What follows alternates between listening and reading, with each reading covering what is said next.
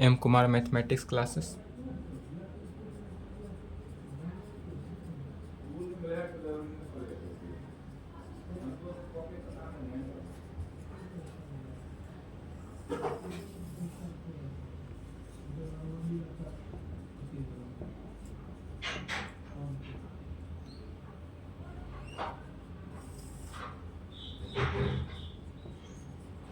Lecture 6 हो गया, class 11th। क्या चल रहा था 11th में? Relation and function. Relation and function Hindi में क्या कहेंगे? संबंध और फलन।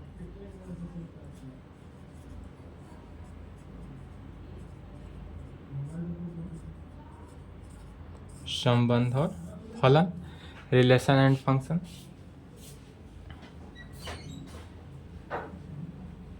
इसमें नेक्स्ट टॉपिक डालेंगे डोमेन कैसे निकालेंगे। किसी भी कोई भी यदि फंक्शन दे दे उसका डोमेन कैसे, यदि फंक्शन मान लेते हैं एफ कोई भी फंक्शन यहाँ पर दे दे, इसका क्या है डोमेन निकालने के लिए, रेंज निकालने के लिए, रेंज और डोमेन निकालने के लिए क्वेश्चन में बोलता है। तो सबसे पहले डोमेन कैसे निकालेंगे, तो टॉपिक डालेंगे how to find domain of function. How to find domain of function. सबसे पहले डोमेन निकालना देखते हैं, उसके बाद रेंज निकालना सीखेंगे। पहले क्या निकालना सीखते हैं? डोमेन। तो हेडिंग टॉपिक डालेंगे how to find domain of function. किसी भी फंक्शन का डोमेन कैसे निकालेंगे, तो इसमें पहला देख लेते हैं। पहले समझेंगे कंप्लीटली, उसके बाद ही लिखेंगे, ताकि आपको कहीं से डाउट ना हो, दिक्कत ना हो। Find the domain of the function. Question रहेगा इस प्रकार, क्या रहेगा? क्वेश्चन आपका दिया रहेगा find the domain of the function यदि F x is equal to X square plus 5 मिल जाए। क्या दे दें? Find the domain of the function F x is equal to X square plus 5 में इसका रेंज भी निकालने के लिए दे सकता है। तो रेंज अभी नहीं, अभी पहले क्या देखते हैं? डोमेन निकालना देखते हैं। तो इसलिए इसका डोमेन क्या होगा, तो कहेंगे therefore domain of the function, domain of the function क्या कहेंगे? डोमेन ऑफ द फंक्शन कहने का मतलब हो गया डेट इज, डोमेन को तो डी से लिखेंगे और डी के नीचे एफ लिखेंगे, अर्थात इसका मीनिंग क्या हुआ? Domain of the function. Domain of the function, domain of the function जो है वह किस, डोमेन ऑफ द फंक्शन को ही डी एफ से इस प्रकार से लिखेंगे। तो डोमेन ऑफ द फंक्शन किस में हो गया? यह इज इक्वल टू आर में। क्या? क्योंकि फंक्शन एफ एक्स जो है वह एक्स स्क्वायर प्लस 5 के केस में दे रहा है, फंक्शन एक्स स्क्वायर प्लस 5 के केस में दिया है। यदि एक्स की जगह पर 1 पुट करते हैं तो एफ वन बराबर कितना हो जाता है? 1 पुट करेंगे तो एफ वन बराबर 6 हो जाएगा। F2 निकालेंगे तो क्या हो जाएगा? F2 निकालते हैं तो 9 हो जाएगा। यदि F3 निकालते हैं तो 14 हो जाएगा। यह सब के सब क्या है? रियल नंबर है, तो यह इसलिए क्या देंगे? Real number. यह सब के सब टर्म किस टर्म में आ रहा है? रियल नंबर में आ रहा है, तो इसलिए यह वैल्यू क्या हो गया? Real number. डोमेन इसका क्या निकला? Real number. तो डोमेन ऑफ द फंक्शन हमारा रियल नंबर निकला। डेट इज, इसका रेंज क्या हो जाता है? -∞ से +∞। रियल नंबर का रेंज लिख दें -∞ से +∞।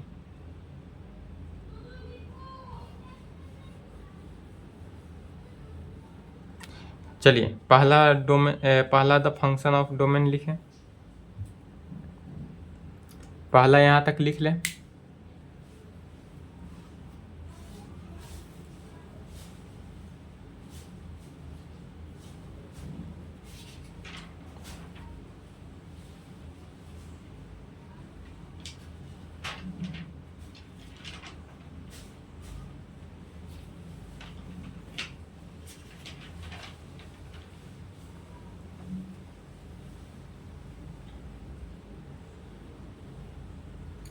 चलिए लिख लिए। नहीं लिखे तो क्या करिएगा कि वीडियो रोक कर लिख लीजिएगा, ताकि इससे आपका क्लास अच्छा से निकल जाए। वीडियो रोक के लिख लें।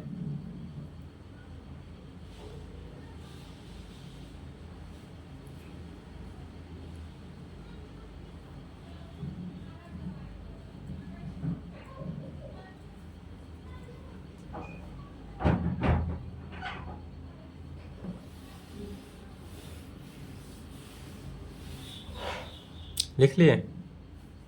चलिए दूसरा देखते हैं।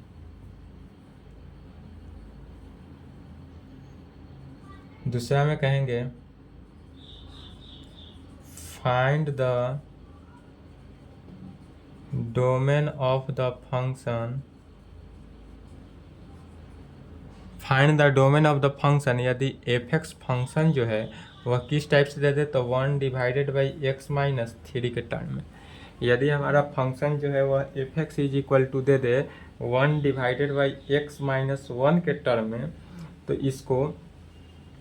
इसका डोमेन कैसे निकालेंगे, तो यह इसी टर्म में रहेगा। तो यह इसका मीनिंग क्या हुआ, अगर हम x का वैल्यू 3 रखते हैं तो 1/0 चूँकि इन्फिनिटी हो जाता है, तो एफ एक्स का वैल्यू इन्फिनिटी हो गया तो उसका डोमेन तो नहीं निकल पाएगा। इसलिए क्वेश्चन में इतना ही पे नहीं रहेगा, क्वेश्चन में रहेगा फॉर फंक्शन एफ एक्स। क्या है question? For function F x to be defined x minus 3 जो है वह नॉट इक्वल टू 0 में होना चाहिए। x माइनस 3 जो है वह नॉट इक्वल टू 0 होना चाहिए। डेट इज कहने का मीनिंग क्या हुआ कि x का वैल्यू जो है वह 3 के बराबर नहीं होना चाहिए। यदि x का वैल्यू 3 के बराबर हो जाएगा तो यह हमारा फंक्शन क्या हो जाएगा?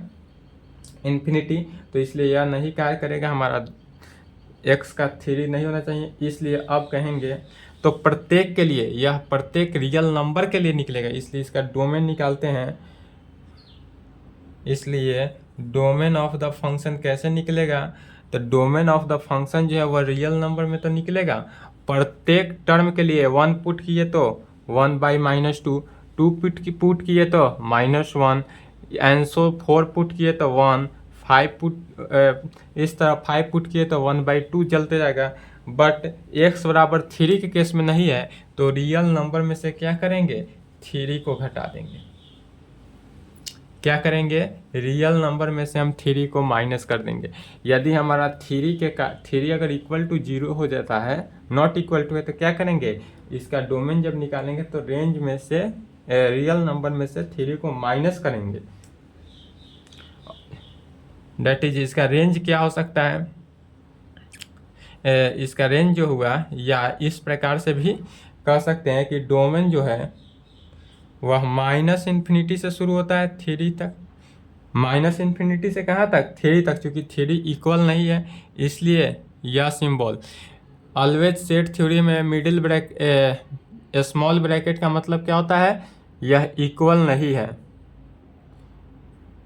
Not equal to.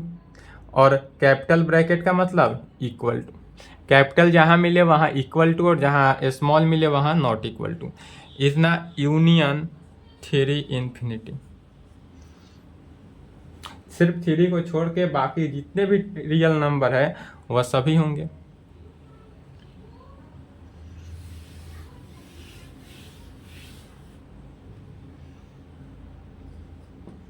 तीसरा में कहेंगे find the domain of the function. क्या कहेंगे? Find the domain of the function. फिर हम डोमेन निकालते हैं फंक्शन का। यदि हम 1/x माइनस 3 था, अब हम एफ एक्स ले लेते हैं। जैसे 1/, यह लीनियर में था, आप क्वाड्रेटिक में ले लेते हैं, x² माइनस 5x प्लस 6 में ले लेते हैं क्वाड्रेटिक के टर्म में। तो अगर हम क्वाड्रेटिक के टर्म में लेते हैं तो यह टर्म किस प्रकार से आएगा? तो फिर कहेंगे फॉर नीचे का टर्म, कभी भी ऑलवेज याद रखेंगे कि यहाँ पर x minus 3 not equal to 0 के था, यहाँ पर क्या हो जाएगा? x² माइनस 5x प्लस 6 जो है वह नॉट इक्वल टू 0 के, अर्थात यह 1/0 कभी भी नहीं होना चाहिए, क्योंकि 1/0 क्या हो जाता है? इन्फिनिटी हो जाता है। 1/0 अगर इन्फिनिटी हो गया तो उसका डोमेन नहीं निकल पाएगा। इसलिए ऑलवेज कहेंगे for function F x to be defined x² minus 5x plus 6 जो है नॉट इक्वल टू 0 होना चाहिए।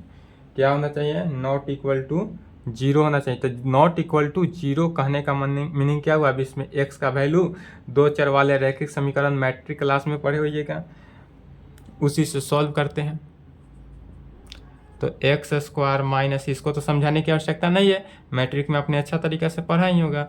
3x माइनस 2x कैसे हुआ वो तो समझ सकते हैं, is equal to 9 not equal to zero. तो x अगर हम कॉमन ले ले तो x minus three, minus two common ले लिए तो x माइनस थ्री जो है नॉट इक्वल टू जीरो।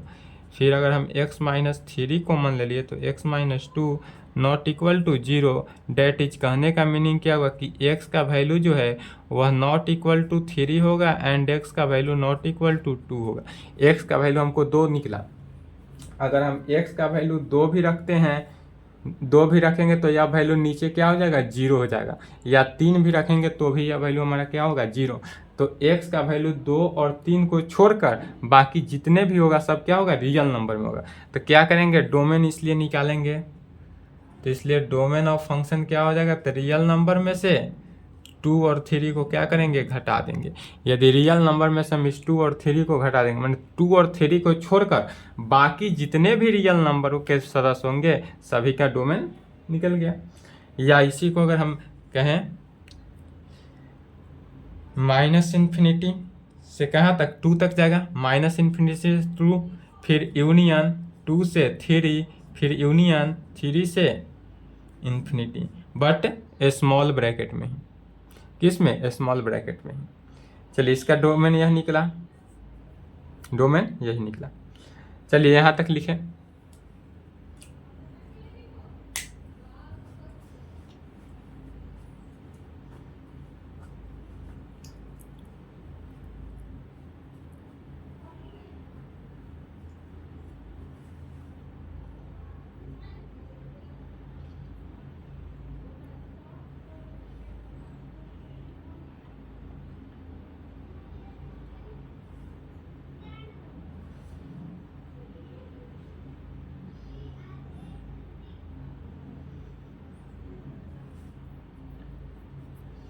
चलिए लिख लिए।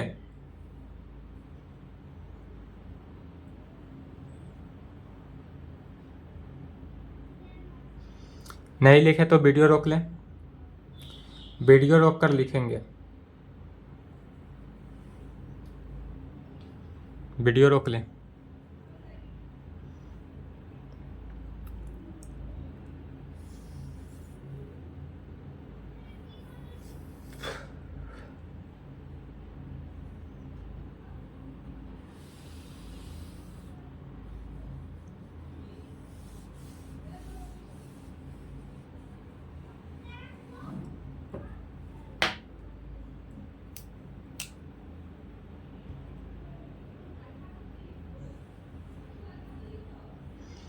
चलिए चौथा नंबर समझेंगे।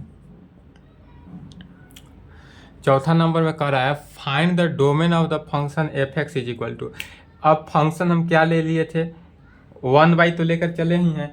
अब इसी को क्या करते हैं, इसी फंक्शन को यदि हम रूट में लेके चले तो क्या, जैसे कि 1/, था, अब इसको डायरेक्ट ले लेते हैं, root under x square minus 5x plus 6 ले लिए।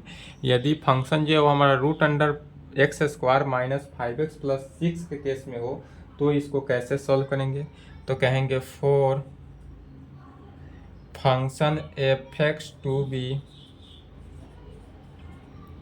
डिफाइंड, फिर यहाँ पर क्या कहेंगे, x square minus 5x plus 6 जो है वह नॉट इक्वल टू जीरो होना चाहिए। यह जो फंक्शन है, यह जो फंक्शन होगा यहाँ पर नॉट इक्वल टू जीरो नहीं कहेंगे। नॉट इक्वल टू जीरो कहाँ कहते थे, 1/, फंक्शन पर 1/f(x) पे कहते थे, लेकिन यहाँ पर तो हमारा 1/f(x) नहीं है, तो यहाँ नॉट इक्वल टू जीरो नहीं कहेंगे। चूंकि रूट का वैल्यू निकालना है तो क्या होना चाहिए, जीरो से बड़ा होना चाहिए, जीरो से छोटा नहीं होना चाहिए। इस केस में क्या होना चाहिए, अगर जीरो भी होता है तो रूट अंडर जीरो का वैल्यू जीरो ही होगा, बट रूट के अंदर निगेटिव नहीं आना चाहिए। अगर रूट अंडर निगेटिव आ जाता है तो वह वैल्यू आयोटा के क्रम में आ जाता है, तो रूट के अंदर निगेटिव नहीं होना चाहिए। इसलिए क्या कहेंगे कि x for function F x to be defined x square minus 5x plus 6 का जो वैल्यू है वह ग्रेटर देन या इक्वल टू होना चाहिए जीरो से। क्या होना चाहिए? क्या जीरो के बराबर हो जाना चाहिए? जीरो के बराबर हो तो भी अच्छी बात है, और जो जीरो से बड़ा हो वह टर्म लेंगे। जो संख्या रेखा यदि मान लेते हैं इस प्रकार से रहता है 0 1 2 3 और इधर -1 -2 -3, तो हम जीरो से टर्म लेंगे, जीरो ले लेंगे, उसके आगे 1 2 3 सभी टर्म को लेंगे, बट यह निगेटिव टर्म को छोड़ देना है।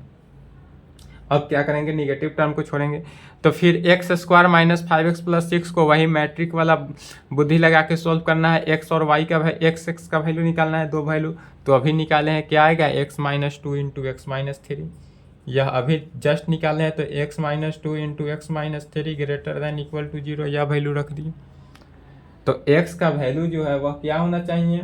2 से बड़ा होना चाहिए या 2 के बराबर हो सकता है, 3 के बड़ा होना चाहिए या 3 के बराबर हो सकता है, उससे नीचे नहीं होगा, अर्थात x का वैल्यू 1 नहीं होगा। तो इस केस में हम क्या कहेंगे? यदि डोमेन निकालना है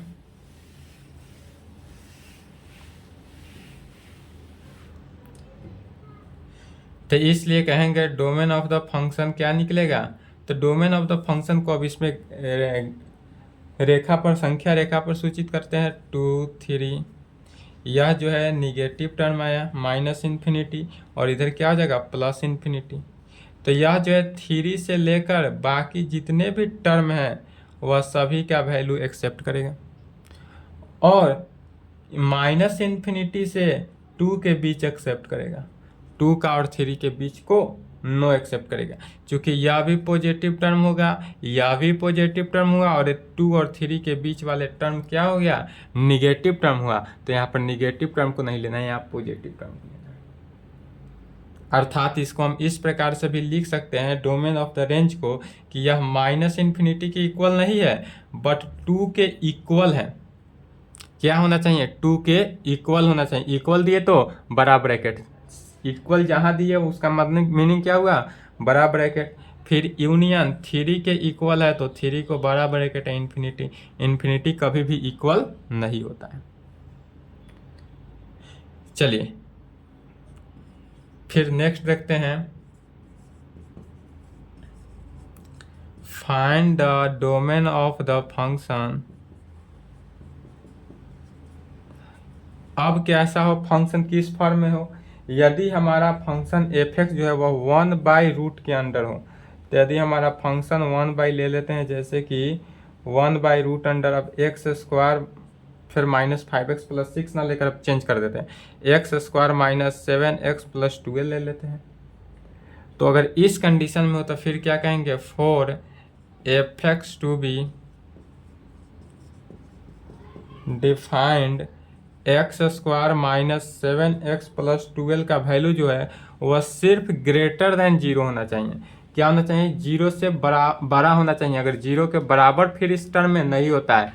यदि 1/फंक्शन नीचे फंक्शन रहता है तो वह 0 के इक्वल नहीं होता है। तो यहाँ पे अगर हम 0 के इक्वल दे देंगे तो यह फंक्शन कभी भी इक्वल हो गया तो 1/0 इन्फिनिटी हो गया, इसलिए नहीं निकलेगा। तो क्या होना चाहिए? 0 से बड़ा होना चाहिए। फिर 0 से बड़ा होना चाहिए, तो इसको मैट्रिक क्लास वाला बुद्धि लगाकर सोल्व कर देंगे। क्या हो गया? एक्स स्क्वायर माइनस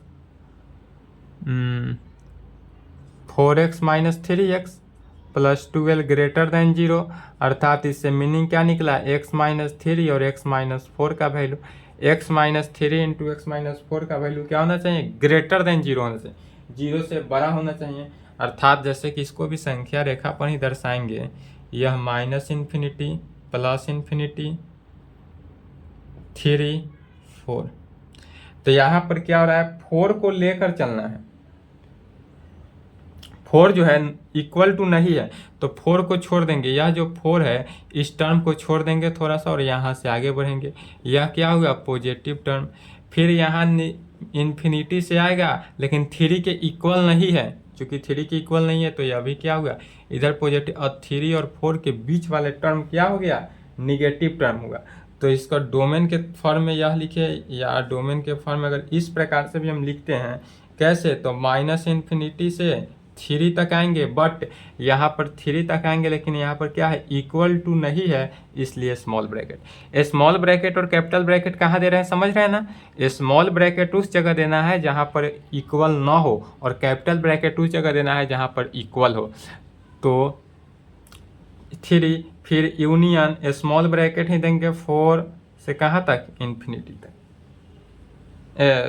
3 फिर 4 माइनस इन्फिनिटी, वो प्लस इन्फिनिटी लिख दी, सॉरी, माइनस इन्फिनिटी से कहाँ तक गया, 3 तक, माइनस इन्फिनिटी से 3 तक जाएगा, फिर यूनियन 3 से 4 तक आएगा, फिर यूनियन 4 से इन्फिनिटी तक जाएगा।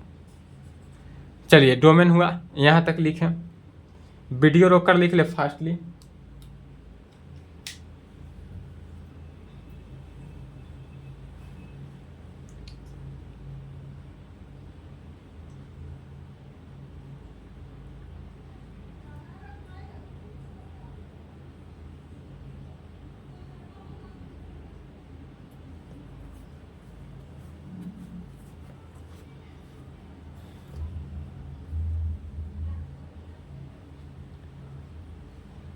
चलिए लिख लिए, वीडियो रोक कर लिख लें,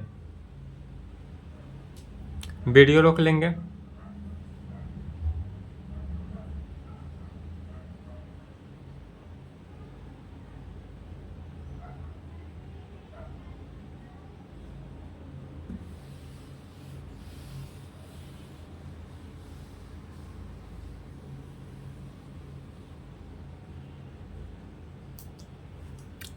नेक्स्ट 6ठा नंबर में लिखेंगे, find the domain of the function. अब फंक्शन जो है रूट में हो, 1/रूट में हो, एफ(x) क्वाड्रेटिक हो, लीनियर हो तो बना सकते हैं, 1/लीनियर हो, 1/क्वाड्रेटिक हो तो कोई दिक्कत नहीं। अब अगर फंक्शन जो है वह किस टर्म में दे दे, लॉगरिथमिक हो तो कैसे बनाएंगे। यदि मान लीजिए फंक्शन एफ(x) जो है वह log x-3 में दे दें, किस टर्म में दे दें, log x-3, जिसका बेस जो है वह 10 हो।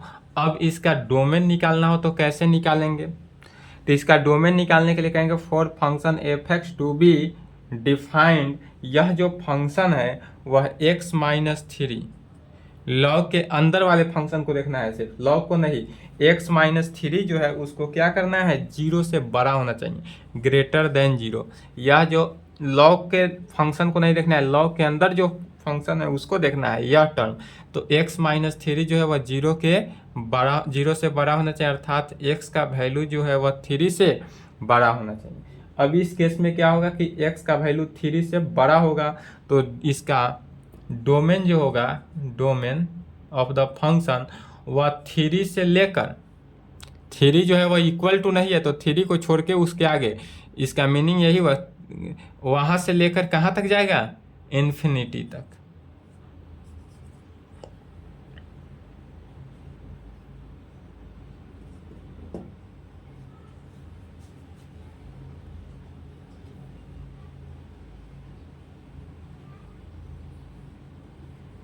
सातवां नंबर देखेंगे, find the domain of the function f(x). अब हमारे पास डोमेन ऑफ द फंक्शन क्या दिया हुआ है, तो मान लेते हैं यदि हमारा डोमेन फंक्शन जो है log2 दिया हो, डायरेक्ट क्या दिया हो, log(2), और जिसका बेस जो है वह क्या हो, x, बेस x हो। तब कहेंगे for function f(x) to defined, यह जो फंक्शन है वह किस टर्म में डिफाइंड होगा, तो फिर यहाँ पर क्या देखना है, 2 को लेंगे। यह जो फंक्शन है वह किस पे डिफाइंड होगा, तो यह जो है log2 है, तो log2 तो आ रहा है, लेकिन यह क्या 0 से बड़ा होना चाहिए। लॉग में हमेशा क्या होना चाहिए, डिफाइंड होना चाहिए, x का वैल्यू कहाँ, 0 से बड़ा, बट 0 से बड़ा होगा, बट लॉगरिथमिक फंक्शन में x का वैल्यू 1 के इक्वल नहीं होना चाहिए कभी भी। यह लिखाए हैं लॉगरिथमिक फंक्शन जब पढ़ा रहे थे, तो लॉगरिथमिक फंक्शन में x का वैल्यू 1 के बराबर कभी भी नहीं होता है, क्योंकि log 1 का वैल्यू 0 हो जाएगा, log 1 का वैल्यू 0 हो जाता है, इसलिए x का वैल्यू 1 छोड़कर बाकी जितने भी टर्म हैं वह सभी हो जाएगा। अब इसका अगर डोमेन की बात करें तो यह -∞ से इन्फिनिटी तक तो जाएगा ही, कहाँ से जाएगा, -∞ से +∞, 0 से लेकर 1 तक।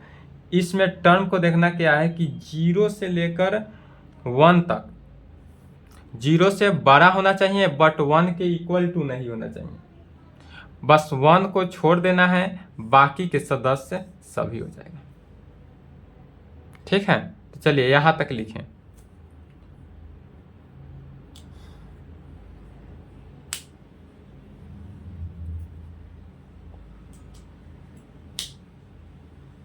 एंड सो आप इस प्रकार जितने भी फंक्शन निकालना हो आप निकाल सकते हैं।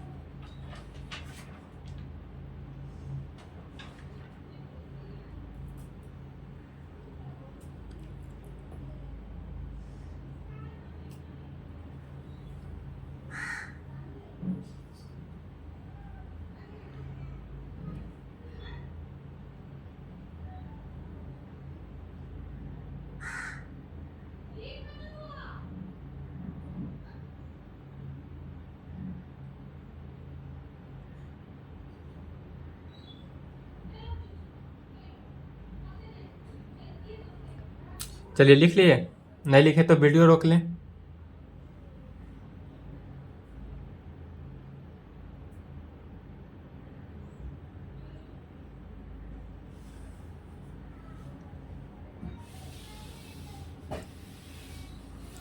इस प्रकार से आप जितने भी फंक्शन है, कोई भी फंक्शन अपना से लेकर एग्जाम्पल के थ्रू आप बनाते रहिएगा। जैसे कि समरी के तौर पर एक ले लेते हैं, आप खुद से बनाइएगा। एग्जाम्पल में क्वेश्चन होगा, क्वेश्चन बनाइएगा, अपने आप आपका क्लियर हो जाएगा। राइट डाउन द डोमेन, क्या कहेंगे, write down the domain of the following function.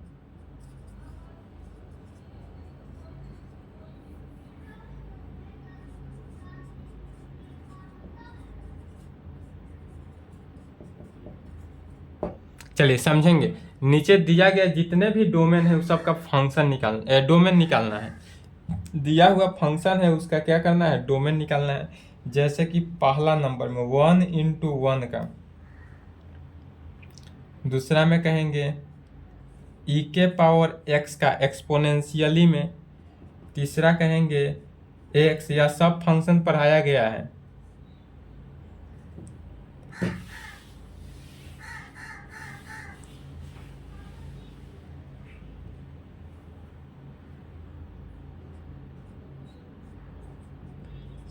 sin x, cos x,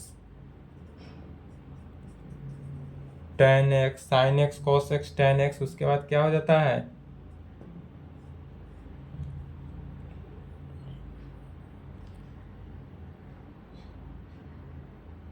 cot x, tan के बाद cot x,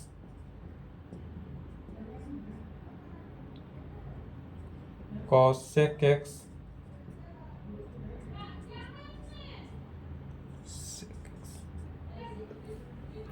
अगर यह फंक्शन दिया हुआ रहेगा तो इसका डोमेन क्या क्या होगा, तो इसका डायरेक्ट देखना है। यदि 1 × 1 फंक्शन हो तो इसका domain real number r, exponential का पावर हो e⁻x तो भी r, x का r, sin x का r माने रियल नंबर, cos x का भी रियल नंबर होता है। बट tan x का जो होता है फंक्शन वह क्या होता है, tan x का फंक्शन में क्या करते हैं, रियल नंबर से x such that x = 2n + 1 × π/2 को क्या करते हैं, घटा देते हैं। या फंक्शन जो है वह घटा देते हैं, या आपको जब ट्रिगोनमेट्रिकल फंक्शन पढ़ाएंगे तो ट्रिगोनमेट्रिकल फंक्शन में यह प्रूफ भी करना है, फार्मूला भी है, प्रूफ भी करना है, तो वहाँ हम प्रूफ करेंगे। यहाँ सिर्फ और सिर्फ क्या करना है, आपको याद कर लेना है। अगला हो जाएगा cot x। cot x में क्या करेंगे, तो रियल नंबर में से x such that x = n π को क्या करेंगे, घटा देंगे। cosec x में क्या कहेंगे, तो रियल नंबर में से x such that x is equal to N pi ही घटाएंगे। फिर यदि सेक एक्स हो तो सेक एक्स में क्या कहेंगे, तो रियल नंबर में से x such that x is equal to 2n+1 into pi by 2 को माइनस कर देंगे। चलिए यहाँ तक याद कर ले। उसके बाद अगला जो यहाँ तक याद कर लेंगे, और यह सब ट्रिगोनोमेट्रिकल फंक्शन जब पढ़ाई होगा तो उस समय क्या होगा, सभी को प्रूफ किया जाएगा।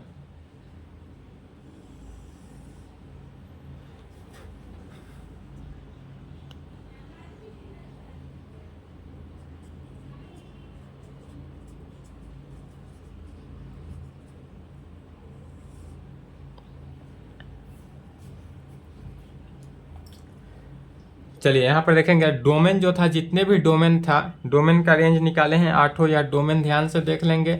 डोमेन निकालने का तरीका यहाँ से देख लेंगे, यहीं से क्या हो जाएगा, आपका डोमेन कंप्लीट हो गया। इसके बाद आता है रेंज निकालना। रेंज निकालना नेक्स्ट क्लास में बताएंगे, पहले डोमेन कंप्लीट कर ले। डोमेन तक कंप्लीट रहेगा तो उसके बाद आपको रेंज निकाल लेंगे, तो उसमें आपको ईजी होगा, आसानी से समझ पाइएगा। एक दिन में नहीं चलेगा, डोमेन तक आज क्लास रहने देते हैं। आज के लिए इतना ही, फिर नेक्स्ट क्लास में। नेक्स्ट क्लास जो है, आज हो गया 19 तारीख। नेक्स्ट क्लास 20,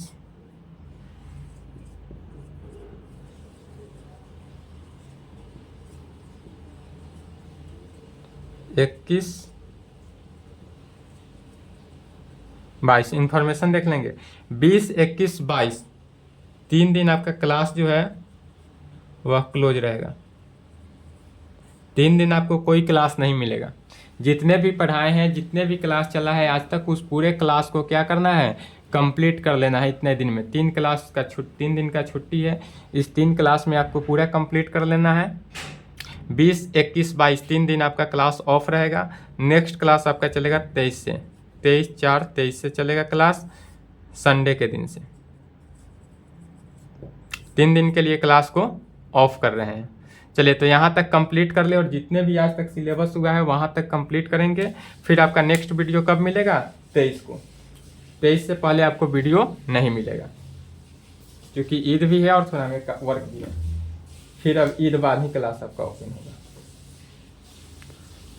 अच्छा से ईद उद मना लीजिए, फिर आप क्लास आइए। ईद बाद 21-22 ईद है, 23 से आपका क्लास होगा। चलिए यहाँ तक कंप्लीट कर लें।